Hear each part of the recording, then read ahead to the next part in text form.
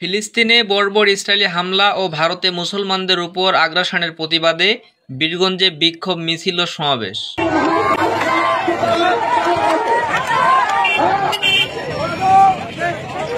21শে March শুক্রবার দুপুর 2টায় দিনাজপুরের বীরগঞ্জ পৌর শহরের বিজয় চত্বরে সর্বস্তরের ওলামা ইকরাম ও তাওহীদি জনতার আয়োজনে ফিলিস্তিনে বর্বর ইসরায়েলি হামলা ও ভারতে মুসলমানদের উপর আগ্রাসনের প্রতিবাদে বিক্ষোভ মিছিল ও সমাবেশ অনুষ্ঠিত হয়েছে।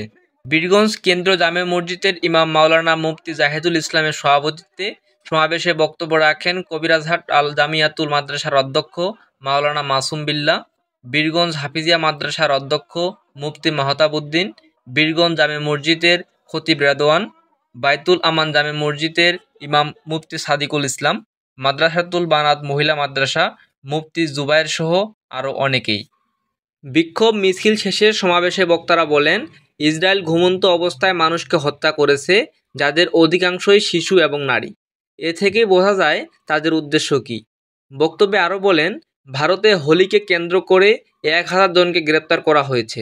আমাদের আজকের অবস্থান এসব আগ্রাসনের বিরুদ্ধে এবং দ্রুত সময়ের মধ্যে ফিলিস্তিনে গণহত্যা বন্ধ ও দ্রুত শাস্তির আওতায় আনতে হবে।